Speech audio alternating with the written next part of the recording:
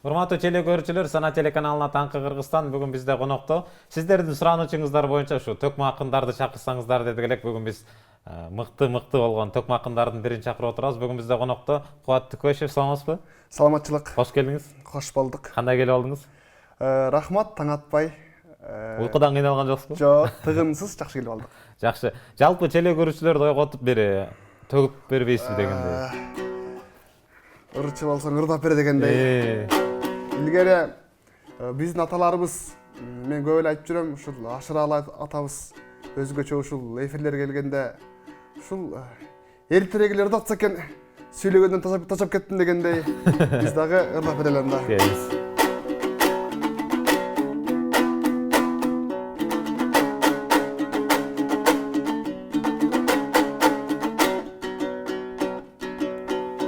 Ассаламу алейкум да Кудайдын куттуу күнүндө, карачы Санат ТВнын үйүндө.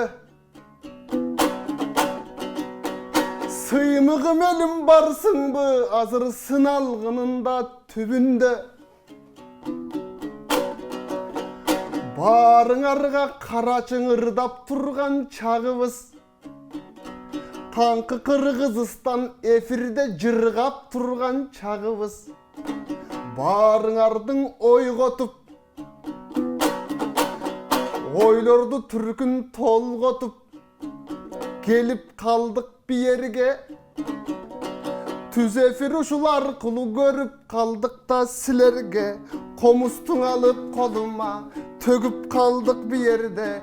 Түз эфир ушул аркылуу мен саламдың айтам силерге. Эл уулу болот турбайбы, кызматты кылса ким элге.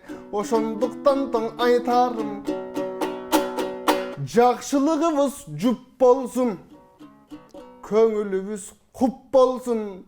Барыңа кутмандуу таңды каалаймын, о калкым көңүлүңөр куп болсун. Баракелде, мыкты. Анан айтсаңыз, ушул төкмөлүк өнөргө кантип келип калдыңыз, кантип башталды дегендей. Сөз башынан болсун, жакшы суроо болду. Деги эле биз эфирлерде көп айтып беребиз. Негизи бул төкмөлүк деп кийин эле баягы айтып калбадыбы? Негизи илгертен тарыхты карасак, Эсен Аман ырчы, Токтогул ырчы деп айтып келет эмеспи? Анан төкмөлүк деген эле кийин эле колдонуп калдык да, төкмө депчи. Бул алымкул төкмө деп кыргыздын лакап өзү койгон наамы берилген. Осмонкул океан, Каражаак калык, Тоо булбул Токтогул. Бүгүнкү күндө баягы Амантай агабызды Саргашка деп, Жеңишбекти Автомат, Аалыны Айгашка деп баягы эл өзү наам берип койгон да. Анан төкмө деп бизге баягы бул төкмө деген бир гана эле жамакты ырдаган эмес. Бул элди ойготкон, элге багыт берген, элди агарткан бир адам болушу керек дейм да. Анан негизи бул төкмөлүктүн тамыры Манаска барып такалат. Кайсыл акынды албаңыз, баары Манастан баштаган. Манас менен төкмөлүктүн, акындыктын тамыры бир экен. Манас айтып баштаганбы? Биз дагы ошол сыңарындай, биз дагы Манас айтып баштаганбыз негизи.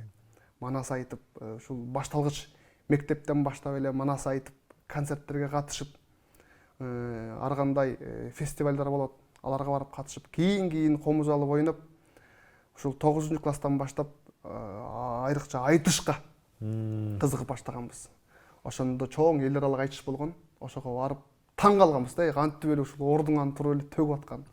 Кантип болсун? Болбойт, бул жаттап алган депчи. Анан кийин чын эле бул төкмөлүк деген шедевр ЮНЕСКОго катталып, бир гана эле ушул казак Кыргызда уюткусу уюп калган бир өнөр экен да. Анан ошого биз дагы баягы кызыгуунун артынан барып айтыш онтко келгенбиз. Эң алгач ушул Болот Назаров, Жылдызбек Төрөканов, Тынчтыкбек Эсенбай уулу, Турат Жумаев деген биздин агаларыбыз, досторубуз бар. Ошолор менен бир сүрмө топ болуп айтыш отко келгенбиз. Ошондон баштап биз төкмөлүк аттанып, чоң сахнага аттанып, ошондон келтабыз. Жакшы. Чоң сахнага алгачкы жолу чыкканыңыз эсиңиздеби? Кантип төктүңүз эле, кандай болду эле? Негизи чоң сахна дегенде биз 2011 Жылдызбек Төрөканов деген акын бар, досубуз. Ошол экөөбүз айтышмантка келип, ошол эле жылы барып Алакуловдун элесине арналган айтыш болгон. Ошол айтышка эми биз жаңы келген балдарбыз. Анан сахнага чыгып, ошондо бизде тандоо тур деген бар. Ар бир айтыштын алдында тандоо тур болот. Ошол тандоо турда ошол сахнада биз биринчи жолу чыкканбыз. Ошондо Аалы Туткучев агайыбыз менен айтышып, устатыбыз менен. Ошол киши биздин тушообузду кесип, ошол жерден биринчи жолу чыкканбыз. Жакшы. Анан мындай унутуп калган учурлар болду беле? Туура эмес айтып алып, мындай айтып болот деген алгачкы чыгып аткандачы. Андай кезек көп эле болот. Баягы бала деле басып кетпейт да, туруп эле. Тамтың басат, жыгылат дегендей. Бизде ошол сыңарындай башында көп эле жаңылган учурларыбыз болот. Унутуп калган учурларыбыз болот. Бирок көч бара-бара түзөлөт дегендей, ошол. Демек 7-8 жыл болуп калыптыр да бул төкмөлүк өнөргө таза киришип калган. 7-8 болуп калдык. Жакшы, анан 7-8 жылда кандай нерсени үйрөндүңүз төкмөлүктүн ичинде? Кандай сырлар бар экен дегендей? Бул төкмөлүк өзү бир чоң океан да. Ал ар ким ар кандай ниети менен ырдайт да. Бирөөнүн көңүлүн алыш үчүн ырдайт. Бирөө кышында үшүп калбайын деп көмүр алыш үчүн ырдайт, мисалы акча табыш үчүн ырдайт. Бирөө айлык үчүн ырдайт, бирөө байлык үчүн ырдайт. Анан негизи 8 жылдын бети болуп калды окшойт. Көп нерсеге үйрөндүк. Бул биринчи айтышып атканда биз башында баягы атаандашыңды жеңейин деп башында келсек, азыр болсо жакшы айтыш курайын деп ниеттенип калдык. Элмирбек агайыбыздын, устатыбыздын сөзү бар. Бул айтыш эки акындын улуу баарлашуусу деген сөзү бар да. Чын эле бул баарлашуу. Ашыралы Айталиев устатыбыз айтчы, бул айтыш, бул эки адамдын эле сүйлөшкөнү, маектешкени, болгону эле ыр түрүндө дейт да. Ошол сыңарындай бул акындыгыбыз менен бир элге бир оюбузду айтып калалы, бир чыркыраган чындыгыбызды ырдап калалы. Баягы элди ээрчибей, тескерисинче элди ээрчитип ырдап жүргөнгө бир ниеттенип кызмат кылып жүрөбүз. Ошол көп нерсе үйрөндүк, анын баарын айтып болсак эфирге жетпейт го дейм. Жакшы. Анан бул төкмөлүк өнөрдү уккан адамга, биринчи, экинчи жолу уккан адамга бул жаттап алыптыр, кантип эле ушундай болушу керек деп айтат да, өзүңүз айткандайчы. Анан ошондой инсандарга кандай жооп айтасыз? Мындай сөздөр, суроолор көп эле берилет. Силер жаттап алгансыңар депчи. Негизи ал тургай жаттап ырдап беришиң деле бир чоң баатырлык да сахнада. Ал тургай кээде жаттап алган ырдын дагы унутуп калган учурлар болот да негизи. Ырчылар бар да. Жаттап ырдап жүргөн ырчылар, акындар эмес. Анан негизи Оспонкул Бөлөбалаев деген кыргыздын үлкөн ири бир акындардын бири айткан экен. Мыкты акын өзү кам жүргөн акын депчи. Даярданып, солдат согушка кандай даярданса, баягы окторун бияка салып, автоматын тазалап, бияка болсо бомбасын салып, кандай даярданса, биз да ошондой даярданабыз негизи. Ар кандай ой жүгүртүүдө жүрөбүз, камданып жүрөбүз, бош жүрбөш керек да. Анан албетте учурдун немеси болот, ыры болот. Кээде турган жериңен ырдаш керек, кээде атаандашың суроо берип калышы мүмкүн. Кээде сен ойлобогон бир учурларда бир тема пайда болуп калышы мүмкүн. Ошого жараша, учурга жараша ырдап кете беребиз. Демек негизи бирок албетте камтанып жүрөбүз. Даярданабыз деп калбадыңызбы? Ооба. Анан даярдануу процесси кандай жүрөт? Мисалы үчүн бир айтышка даярдануу үчүн канча убакыт кетет? Эмне жөнүндө маани бересиздер дегендей? Негизи бул акындын негизги куралы бул китеп. Адам негизи эле акынга эмес, негизи эле адамга дос болгон, өмүр бою дос болгон, куралы болгон бул китеп да. Асылдар кайрылган, адамдар кайрылган бул китеп экен. Ошол китептен көп нерсени үйрөнөбүз негизи. Анан ошондой бир жакшы адамдар менен баарлашуу, дидарлашуу, айрыкча ушул биздин улуу муундагы биздин агаларыбыз бар. Ушул өнөрдө жүргөн агаларыбыз бар. Ошол адамдар менен маектешип, Ысмайыл акын мындай эле, Токтосун акын мындай эле деп айткандардан өзүнчө бир ойлор келип камданып калат да. Түшүнүктүү. Анан алдыда кандай пландар болуп атат ушул төкмөлүк өнөр боюнча өзгөчөлүк киргизейин деп атасызбы дегендей? Алдыда пландар көп эле. Баягы планыңды айтпа, ишке ашпай калышы мүмкүн дейт го. Бирок четин айтсак, ушул жаңы идеяларыбыз бар. Буюрса биздин дагы агаларыбыз, досторубуз бар, ошолор менен дагы бир өзүнчө бир биз дагы былтыр ушул айтышты эле байга коюп эле айтыша бербей келгиле. Кыдыралы элди. Жерлерди кыдырып ырдайлы. Анан айтышка жаңылык киргизгенибиз ушул биз былтырбы, мурдагы жылыбы биз концерт койдук эле. Ар бир кесип ардактуу деген. Бир кесиптерди айтыштырып. Ошол эле мугалим менен молдон айтышканын койгонбуз. Экөө баягы кызыктуу айтыш болгон. Гаишник менен шопурдун айтышын кылганбыз. Доктор менен акимдин айтышын кылганбыз. Ушундай бир кызыктуу айтыштарды кылып жүрөбүз. Дагы пландарыбыз бар. Буюрса телекөрүүчүлөр дагы көрүп калат буюрса. Жакшы, ийгилик каалайбыз. Рахмат. Айтсаңыз, азыркы убакта Кыргызстанда бул айтыштын алакыбалы кандай? Өнүгүп атабы же түшүп атабы же орто жолдобу дегендей? Аны эми өнүгүп атканын жеке сиздин көз карашыңыз айтса керек, эң калыс сөзүн. Бирок жеке пикиримде Кудайга шүгүр өнүгүү өсүү бар. Негизгиси жаштарыбыз бар, кызыккан. Алымдар айтат го, өлкөңдүн келечегин кандай экенин билгиң келсе, мага жаштарыңды көрсөт депчи. Ошол сыңарындай биздин жаш акындарыбыз бар. Ал тургай мектепте окуган акындар бар, жаш акындар. Алар дагы төкмө акын болом деп умтулуп, ушундай бир азыр заман өзгөрдү го. Баягы ушундай жеңил желпи заманда комузун көтөрүп алып, ырдайм деп умтулган жаштар көргөндө үмүтүң жанданып, балбылдап күйүп турат. Ошол сыңарындай жаман эмес. Буйруса мындан дагы өнүгүп өсөт деген ниетибиз бар. Жакшы. Сиз өзүңүз кимдерден сабак алдыңыз? Кайсыл белгилүү төкмө акындардан? Белгилүү төкмө акындардан эң биринчи эле ушул биз Аалы Туткучев устазыбызга жолукканбыз. Андан кийин Айтыш фонд деген жер бар. Ал жерде биз Элмирбек Иманалиев, Амантай Котмоналиев деген чоң аттын кашкасындай, оштун пактасындай таанымал акындар менен таанышып, аларга шакирт болуп, ал тургай бүт эле акындардан баягы Жеңишбек Жумакадыр, Шекербек Адылов деген агайларыбыз бар. Ошолордун баарынан эле сабак алдык. Баары эле бизге устат.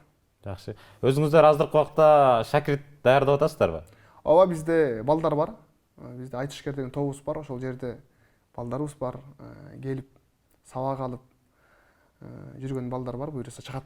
Жалпы телекөрүүчүлөргө кызык болуп атат болуш керек. Ушу айтыш төкмөлүк өнөрдү кантип үйрөтөт болуш керек дегенде. Мындайча айтканда, иштөө процесси кандай жүрөт дегендей. Негизи элечи байке мындай да. Кайсыл устат болбосун оозуңа ыр салып бербейт. Адамдын өзүнөн экен. Канчалык адам кызыгып ошого дит койсо, ал бат эле үйрөнүп, бат эле төкмө акын, бат эле ырдап кетет. Ал эми биз болсо баягы устаттардан угуп калганыбыз эле айтып беребиз. Кандай бир абалдар болот, ошондо абалдан чыгыш кандай ырдаш керек. Эми ар ким, ар кайсы аудиториянын өзүнүн бир ырдай турган жери бар да. Мисалы, улуулар болсо улуудай ырдаш керек. Кичилерге кичидей ырдаш керек. Ошолордун баарын айтып, дипломатияга үйрөтүп, кичине отурганын кандай отуруш керек, турганда кандай туруш керек. Ал тургай ошолордун баарын айтып беребиз. Жаштар ар кандай, кээде кээ бирөөсү сүңгүп кирип бат эле үйрөнгөндөр бар. Кээ бирөө болсо баягы кичине убакыт керек экен. Жакшы. Бир жатталма ырлардан дагы, элдик ырлардан да бир аткарып бербейсизби? Жатталма ырларданбы? Албетте эми биздин улуу устатыбыз Токтогул деп келетпесизби? Токтогул Сатылганов агайыбыз, устатыбыз баягы мектеп куруп кетпедиби? Акындардын мектебин. Ушул мектеп куруп кетти деген сөзүм, ал Токтогул шакирт күткөн да, шакирт тарбиялаган билген киши. Ал тургай Каражаак, Калык деп айтып келебиз. Ошол киши дагы Токтогулдун шакирти болгон. Коргол Досуев дагы, Алымкул Үсөнбаев, Барып Алыкуловдун баары учурашып ырдап Токтогулду ээрчип акын болгон.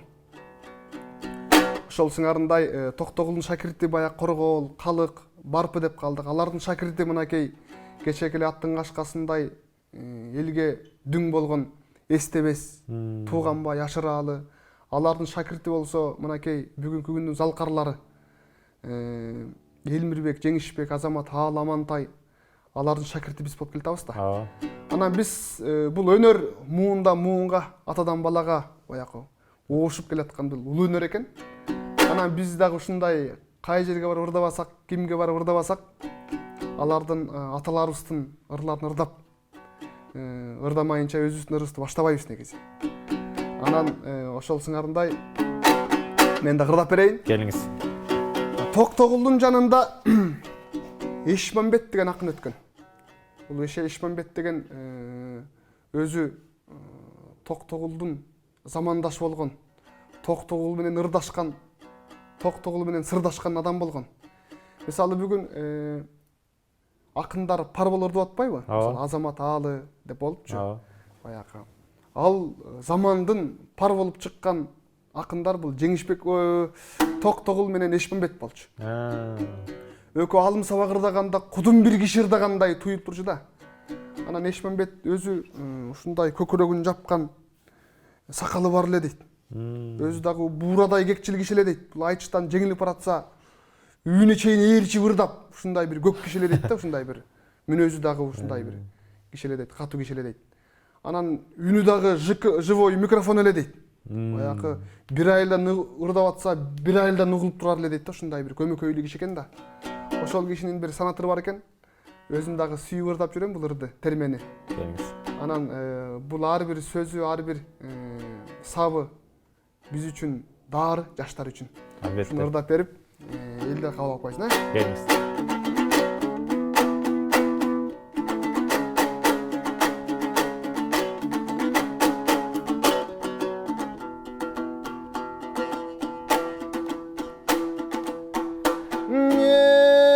Аскары болсун чап болот, ак кагаз тагат болот. Алысын жолдун билгиспей адамга канат ат болот. Акылы жок бос балаң атасына кас болот. Жаман адам үрпөңдөп жан жагына тап болот. Сыпа тууган болсо да сыйлашпаса жат болот. Кара жер бети көгөрүп, кары кетип жаз болот. Калдайып туруп караны камгактан акыл аз болот. Өмгөк төбөрдө жүрсө даң өзүнөн өзү кас болот. Айылган үйгө батпасаң андайдын бою пас болот. Кылгырып көзү турса да кыз сүйбөгөн бос бала. Дегеле кыялын деле мас болот. Кеп айтпагын жаманга кеңешпегин наданга. Кези жок жерден кекирлеп кесири тиетең адамга. Дүркүңдө дүнүйөң өтөт бир күндөн 6 күн атам болгуча бир күн буура болуп зиркилде. Өмүр жашоо бардыгы келбейт экен бир күндө. Чын акылың жетишсе чыныңды вурба күкүнгө. Бул өмүрдүн чоң жолу сала берет түркүнгө. Оргу баргы сүйлөбө, очокту бекер үйлөбө. Өнөрүм арткан экен деп өзүңдү бекер күүлөбө. Колуңдан өнөр жок туруп кушту тозуп үндөбө. Адамзатың ар түрлүү бата берет күнөөгө. Айдай болгон сулуунун анык сыны сүбөдө. Ашык болуп кетпейсиң аксындык кылып жүргөндө. Күчү тоону бусса да күлүктүн башы жүгөндө. Жазыксыз болот эр жигит жардамы жокто жүргөндө. Жыртык жерби төткүнүмдүк жамаачылап бүргөндө. Жаркылдай түшөр кабагың жүрөктүн муңун сүргөндө. Жигиттин дарты сүйгөндө, жаранын дарты күйгөндө. Ичинде кандай сыр бар ишене бербе да күлгөнгө. Көмүрдөй өңү болсо да көңүлүң ачып билгенге. Шакта булбул сайрасаң ойлой бербең акын деп. Адамзат пендеден чыга берет аргыл кеп. Ай жарык күндөй жубайын айтат экен жаркын деп. Андай хаял кубанат эримден алган баркым деп. Азамат эр ойлонот арбакта калкым деп. Темгили бар жер бети жазда сонун деңе келбети. Дыйкан толу кызылдан дыйкандардын берметиң айдарына мал керек, ашарына дан керек. Асман кенен болсо да анын баарын жер берет. Акылы жок наданга ачкалыкты жел берет. күпшүңдөгөн мүнүшкөр шум карына да жем берет. Ошолордой бир мисалырга комуз дем берет. Өнөрлүү болсоң кем болбой төксүгөн турмуш дем болбойт. Колкону дарты чалганда көңүлсүз пикир дем болбойт. Ашуусу болбой бел болбойт, кыяны болбой сел болбойт. Башынан салтың эмеспи баатыр болбой эл болбойт. Күрөштө вышып жетилбей күжүрмөн адам эр болбойт. Чилденин көркү саратан жадабайт куштар канаттан. Кутулаң албайт акылсыз кутурмаң оруң адаттан. Жыбыраган жандууну жер бетине тараткан, жерде туулуп жерде өлүп жердин бетин караткан. Айбан түгүл адамды топурактан жараткан. Ак майы турсаң элине башкана көркү баканда. Касиет ошол эмеспи карынын көркү сакалда. Ак жуубарлы кийинсек тазалык көркү жакаңда. Айдаганын канча эчкиң алыңды билип таканда. Кайранда вээрчип жүргөндө тайлактын көркүң атанда. Сен деле балыз кетпеген ой жаштар сенин да көркүң атаңды. Сен деле балыз кетпеген ой жаштар сенин да көркүң атаңды. Баракелде, мыкты. Анан биз дагы негизи айтыштарга барып жүрөбүз. Анан барганда менде мындай суроо болуп атат да. Айтышып атканда комуста кол ойноткондор мындай бир гана үн чыгат да. Ар бирөөнөн байкадым да. Бул атайыны айтыштын комуздун үнү же кандай? Мен сурооңузду түшүндүм. Ар бир обону деп коет. Илгери чын эле бул биздин баякы кемчилигибиз. Баякы инкубаторда туулган жүжөдөй болуп эле баары окшошупуз го. Бир обон менен ырдап атпайбызбы? Илгери Токтогулдун өзүнүн обону болгон. Баякы алыстан эле ырдап атканда, бул Токтогул деп элдер билчү. Жеңи жоктун өзүнүн обону бар эле. Баягы аккансын ырдап атпайбы ошол обон менен. Жеңи жок ырдаганда, бул жеңи жок экен деп алыстан эле көрбөсө дагы жеңи жок экен деп айтчу экен. Калыктын өзүнүн обону бар, барпынын өзүнүн обону бар, алымкулдун ар бир биздин аталарыбыздын обону баякы өзгөчөлөнүп билинип турчу. Өзүнүн табиятына, өзүнүн мүнөзүнө жараша обону бар эле. Бүгүн болсо баякы ырч обон деп эле эстебес атабыз баштап кеткен обон деле баарыбыз эле туурап ырдап атпайбызбы? Ошондуктан бул биздин кемчилигибиз албетте. Бирок азыркы күндө акындарыбыз бар, ар ким өзүнүн обонун салып. Элмирбек агайыбыз өзүнүн баякы обону бар. Ошол эле Элеман Келдибеков деген акын бар, ал барпын обонуна салып баякы түштүктүн эмесин менен баякы мүнөзү менен ырдап аткан балдар бар. Ошол эле Мундузбек деген акын бар, ал Ысмайыл Борончиевдин обонуна салып ырдап жүрөт. Биз дагы акыркы айтыштарда ушул Токтогулдун обонун салып ырдап жүрөбүз баякы. Ошол сыңарындай азыр ошол акындар изденүүдө, ар бир өзүнүн обонун таап, өзүнүн табиятына, өзүнүн мүнөзүнө, өзүнүн баякы акын, ар бир акындан өзүнүн эмеси бар да. Өзгөчөлүгү, ошонго жараша өзүнүн обонун издеп атат. Буюрса келечекте болуп калат буюрса. Ийгилик каалайбыз табышыңыздарга. Анан келип бергениңиз үчүн чоң рахмат. Жалпы теле көрүүчүлөргө эркин микрофон. Рахмат. Негизи урматтуу кыргыз элим, силер бар үчүн биз бийикпиз. Ушундай негизи биздин ырыскыбыз элде эмеспи?